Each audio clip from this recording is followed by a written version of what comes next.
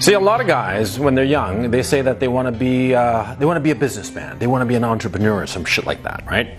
And they talk about it, but they don't really give it much thought. And it's actually important to figure out what you are, insofar as the world of business is concerned. And so that's what I'm going to be talking about in this video.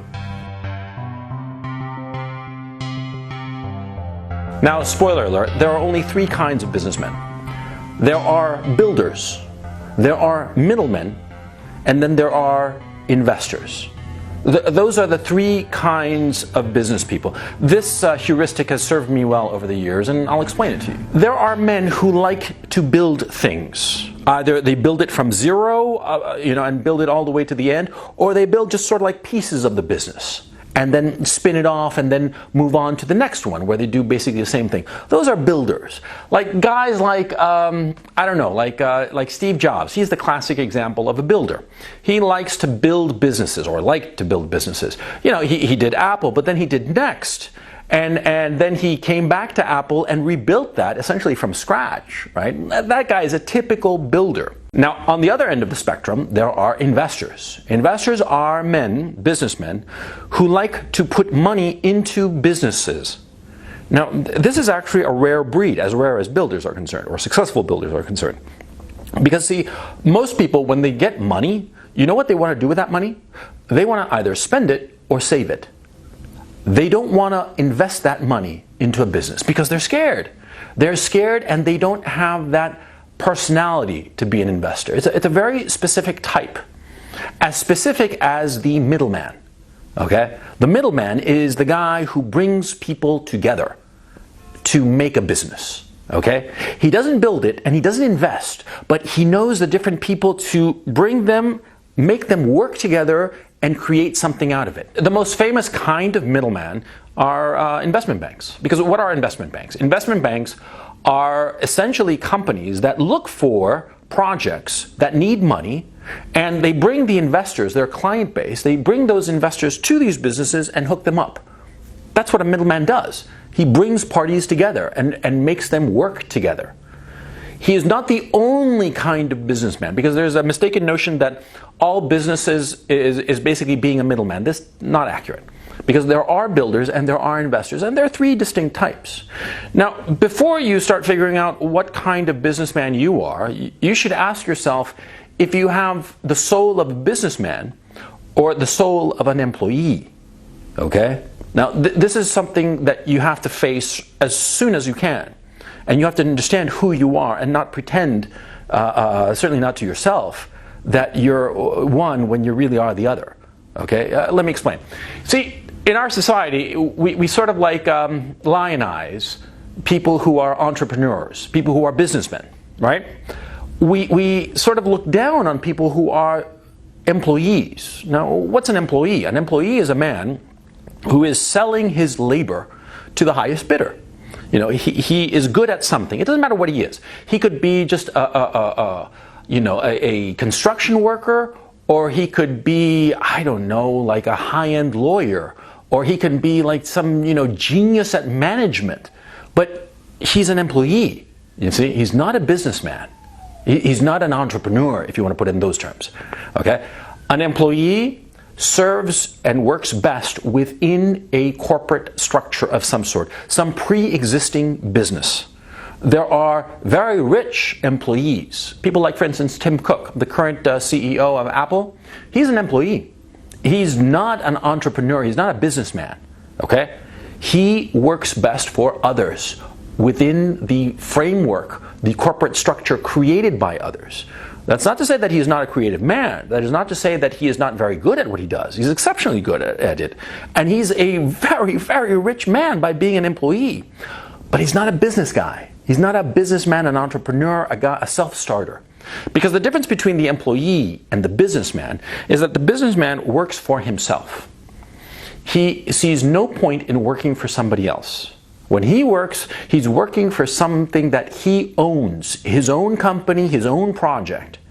He's not working for another person and hoping that that other person pays him a decent wage. It doesn't work that way. And in my own case, for instance, I have always been that kind of businessman, that kind of entrepreneur. I cannot work temperamentally, cannot work for somebody else.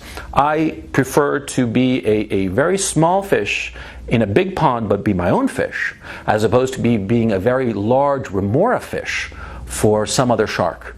You see what I'm saying? I mean, that's just me. That's just the way I am. And you have to figure out as early as possible who you are. And there's no sin in being an employee. There's no sin in just temperamentally not liking to be on your own, because that's the thing about being a businessman, a real entrepreneur. You're on your own. Nobody's going to save you. There's no career path. You got to make it up as you go along, and you are on your own. You're like this guy with a machete chopping through the jungle, hoping that you find El Dorado. But that doesn't always happen. And in point of fact, most of the times, it doesn't happen. It's just a way certain men are, and there's nothing inherently good or bad about it, okay? My brother-in-law, for instance, he's a brilliant man. I mean, one of the smartest men I ever met. Truly brilliant. And he was so smart that he figured out that he was an employee. At a fairly young age, he realized that he didn't have the soul to be an entrepreneur, to start his own business, to be a businessman on his own. He just didn't have that. That wasn't him. He's a very successful executive at a very large company. I have no doubt whatsoever that he's eventually going to be the CEO of this billion-dollar-plus corporation, because he's that talented, that smart. But he is not a businessman. He is not an entrepreneur. You got to know who you are. Hand to heart. And no bullshitting, no fooling around. Okay? Okay, once you've figured out which one you are, let's assume that you are a businessman, that you are a self-starter, that you do not want to work for somebody else, that you want to work only for that thing that is yours. Well, then you got to figure out what kind of businessman you are. See, of those three types that I mentioned: the builder, the middleman, and the investor. See, each of them is just very unique. And you have to understand who you are in order to figure out which of these three you happen to be. You see, there are these guys who are just fantastic at, they know, John Smith over there and Joe Doe over there, and he just brings them together and he says, you guys would be perfect together, and all of a sudden, boom, you got something new, a new business, and it works great. There are some guys who just have a genius for that, okay? And those are guys who just know all of the players in a particular milieu. They know all of the people who are working on different projects. They know the money men, i.e. the investors. They know the builders, i.e. the guys who are starting up, building startups and what have you. They know everybody, and they know how to put them together and bring them together. Now that's a skill. That's a remarkable skill, and not many people have it. And finding the right middleman is really important if you're a builder or an investor. You know how you can tell a good middleman? If they are the gatekeeper of a particular industry. It's not that he's going to be the biggest player. It's not that he's going to be the most successful player of any given industry. He's just going to be the guy, okay? Not a company, but the guy who just knows everybody, okay? He's like, how can I put it? At a club, at a disco or something, the promoter? The guy who knows everybody, he knows all the hot chicks, and he knows all the guys who are just like, willing to spend a lot of money on booze and partying and all that, and he also knows all the good drug dealers, and he also knows like where all the hot models hang out, and he brings them together. He's the middleman. He's that guy. Think of it like that. Think of that personality, that type of individual, okay? Now, the builder, who's the builder? I'm a builder. Okay, now builders tend to be obsessive. Builders tend to be that guy who has an idea and can't let it go, and he starts like building stuff on it. He has that idea and works on it. Now, there are different kinds of builders, if you will. There are guys who come up with the idea from scratch. The guys who come up with a basic concept and build on it. There are others who are not very good at coming up with a basic idea, but when they see the basic idea, they grab it and run with it, okay? A guy like Bill Gates, he's like that, okay? How did he work out with Microsoft? Well, he didn't come up with Windows. In fact, he bought it.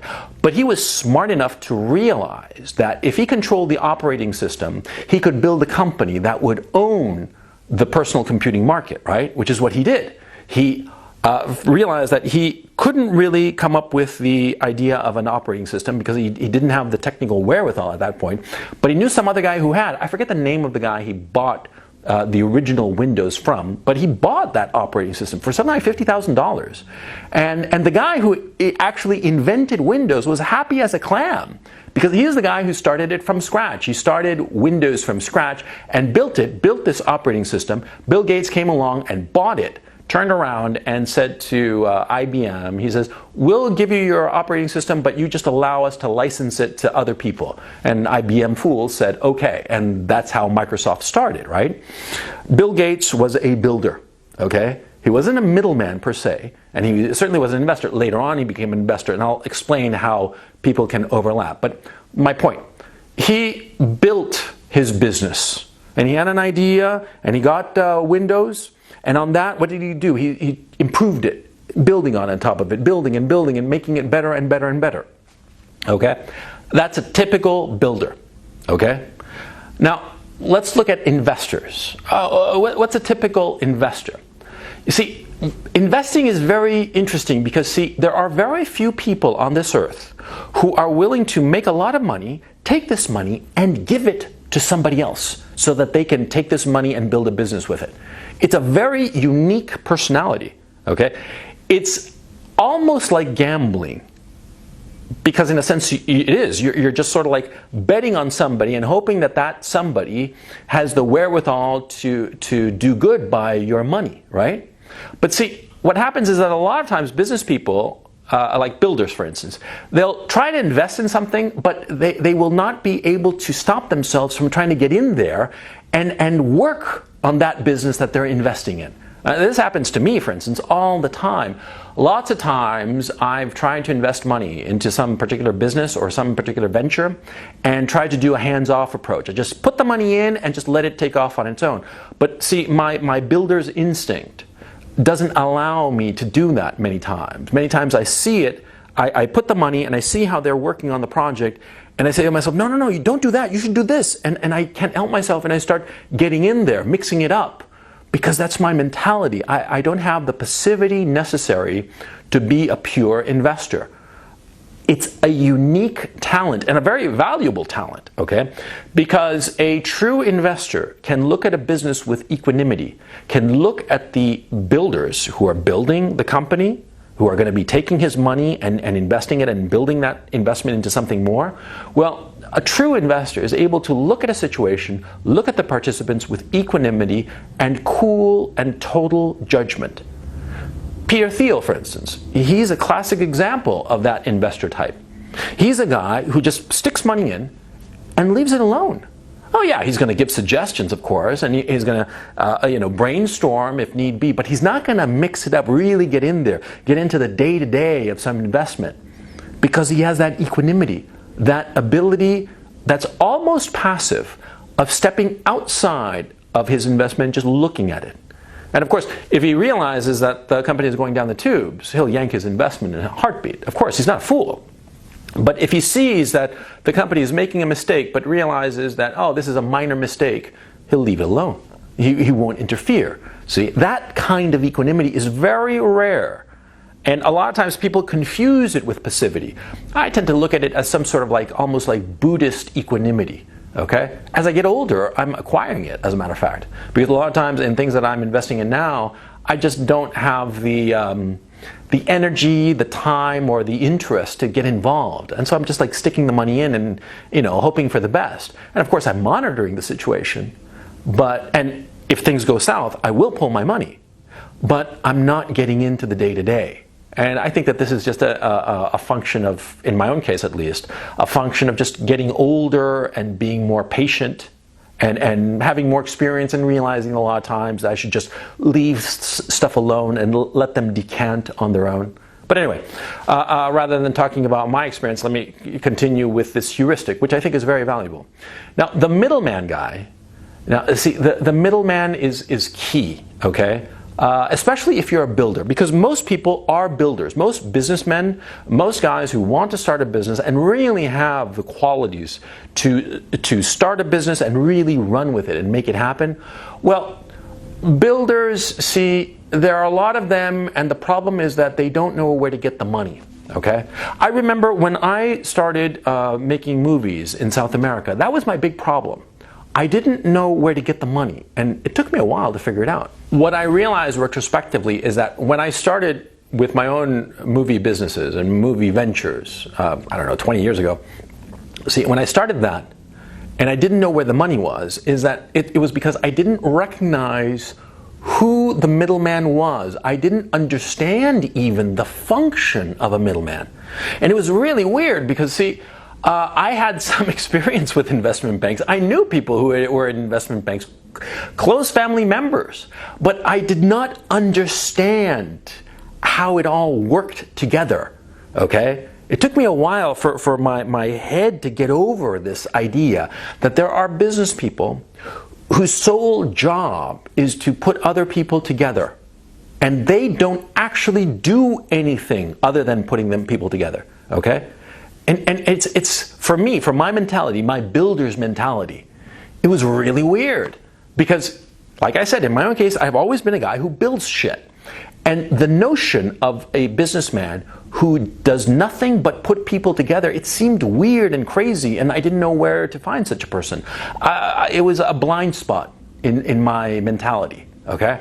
And that's why I'm doing this video, and frankly, I wish I'd seen this video 20 years ago. It would have saved me, about 9 months, a year of just like going around in circles and not figuring out shit, but that's another problem. But the point I'm trying to make, see, figure out who your middleman is in your industry, in your business, okay, in your milieu, okay? That's the guy you want to go to if you're an investor or if you're a builder, okay?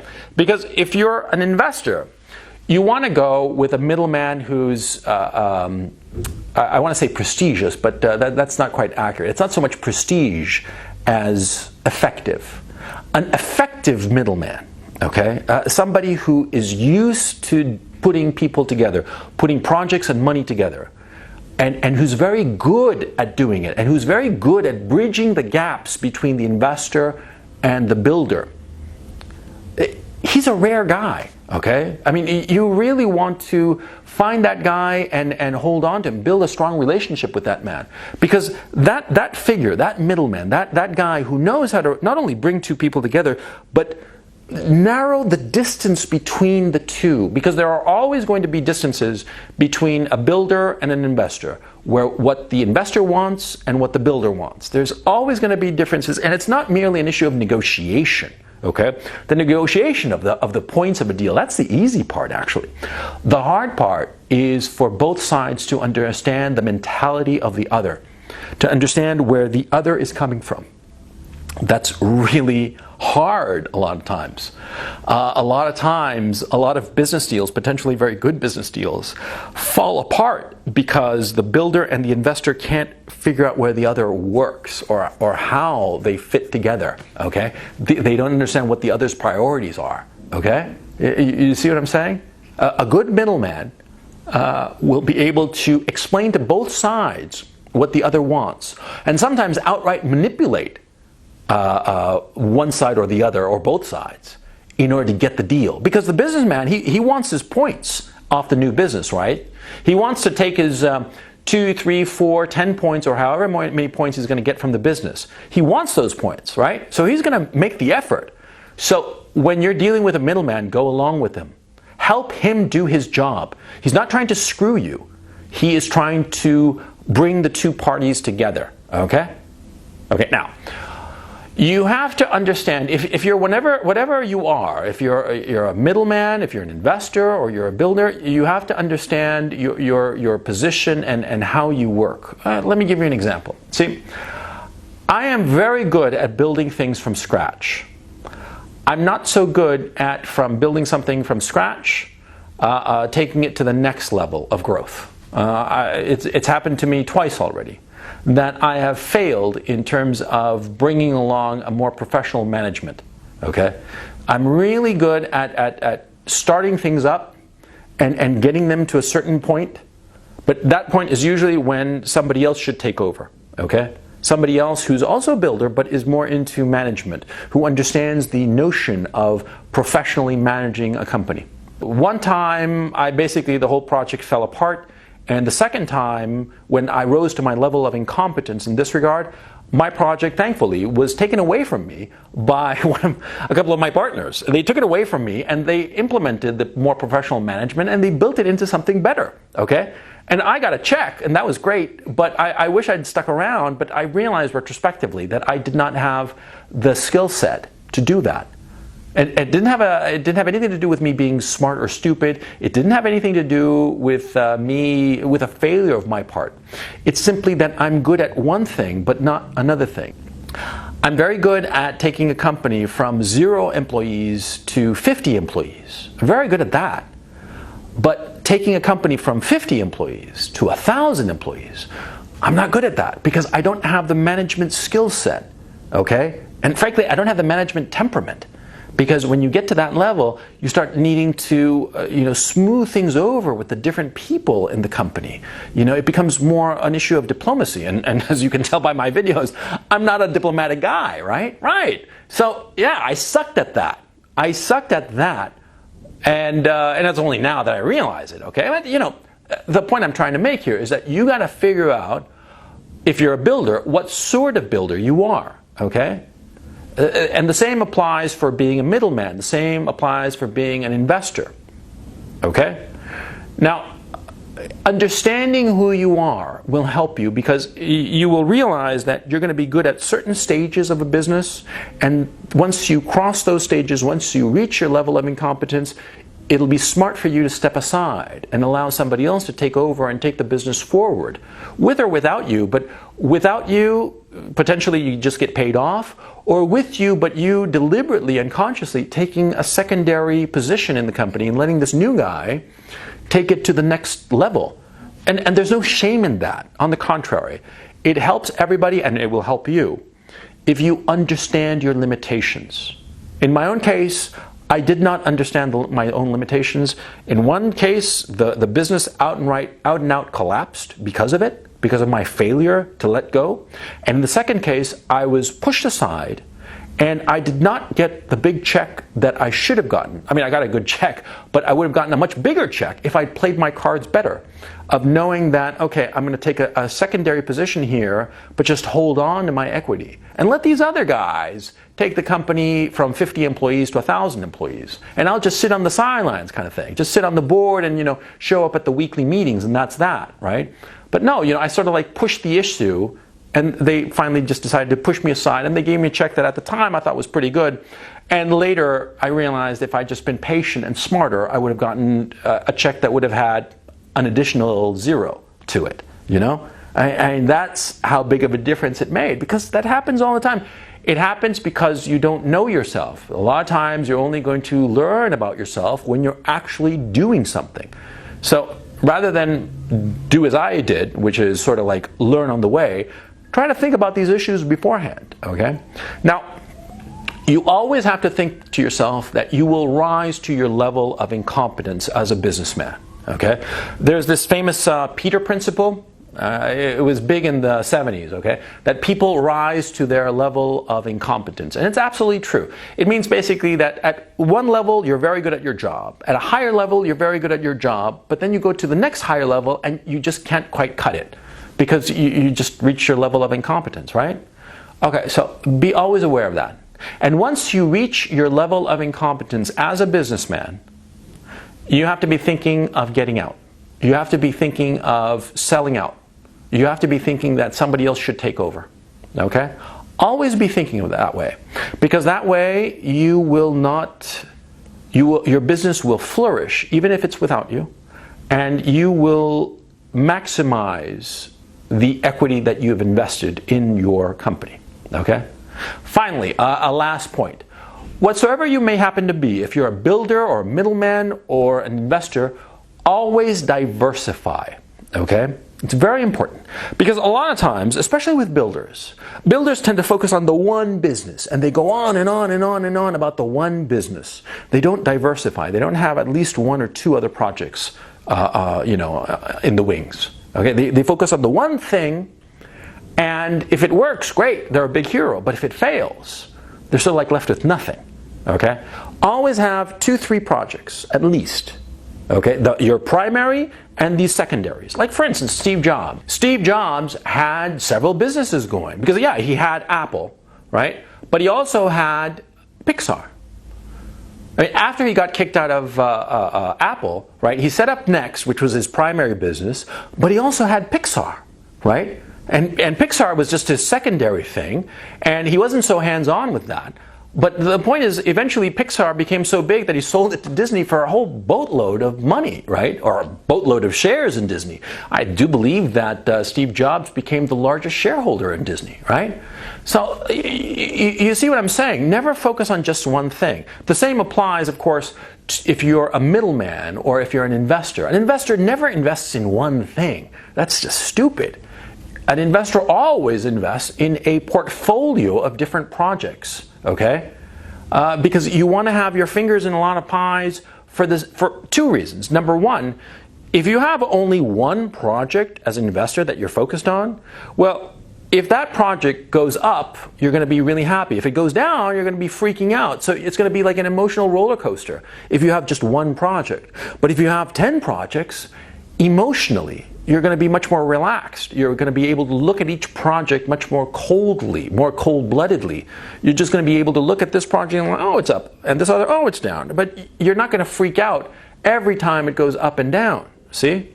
And also, of course, the second reason is that if you invest in multiple projects, well, see, if you invest in one project and it blows up, you're shit out of luck. It's over for you. You're game over. You blew all your wad on the one project. But if you have 10 projects and 1 or 2 or even 3 of them blow up and just collapse and become nothing, well, so what? You've got 7, 8, 9 other projects that can take up the slack, you see?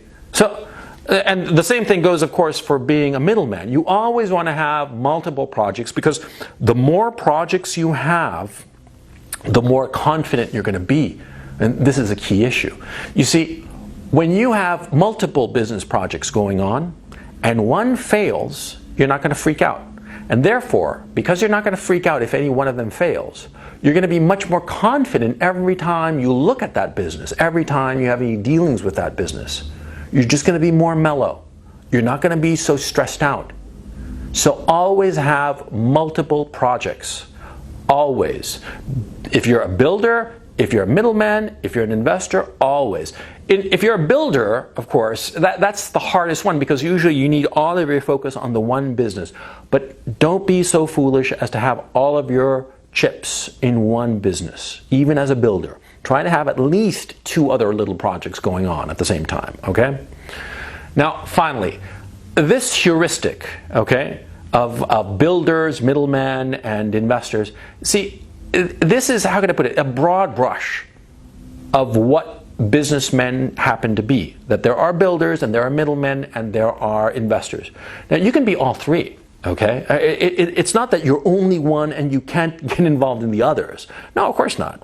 And more to the point, sometimes at different ages, you're going to change. When he was young, Sean Parker was a builder. He built Napster, right? But then he grew up a little bit and he became what? He became more of a deal maker, a middleman, right? That's famously how he got involved with Facebook.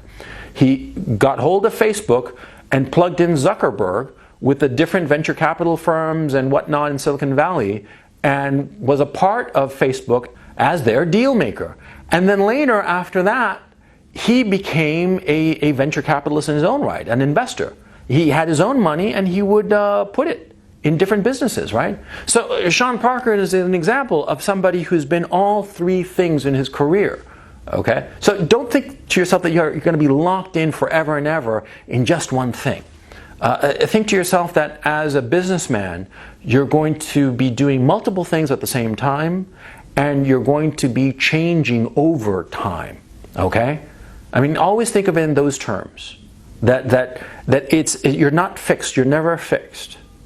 And now a final note on being a businessman, or being an entrepreneur, or being independent. Okay, it's really hard, and it's not particularly glamorous, and you're going to have lots of sleepless nights. You're not going to be a happy camper. Okay, I would venture to say that guys who are employees, they're usually happier. You know, they're happier guys. They are just happier there because they got a steady job and they go there at 9 in the morning and they go home at 5 and their weekends are their own and they're just happier. Okay, I would venture to say that people who are employees are happier. Yes, I would say so. Yeah. But see, in my own case, I just couldn't be somebody else's employee. It was just, I actually think of it as a failure of character on my part. I really do. Well, why a failure of character? Well, because it comes from the fact that I'm not very good at working with other people. Working with other people as my equals, or working with other people who might be superior to me. For various accidents of my personality, I just could not stand having a boss. I never could. I just hated that. I hated it so badly because I always thought that the boss was incompetent. Okay? And it's because of flaws in my own character that I just could not work for somebody else. And so no matter how small the business, I would work on my own, even if it's just me. I just could not handle working for a boss. But see, it took me a while to figure that out, okay? I'm doing this video so that you who are watching this, you might be able to figure out who you are quicker, earlier, so that you don't make the mistakes I made, okay? Okay, I don't know how this video came out. I hope it came out okay. And, well, whatever the fuck, it'll just have to do.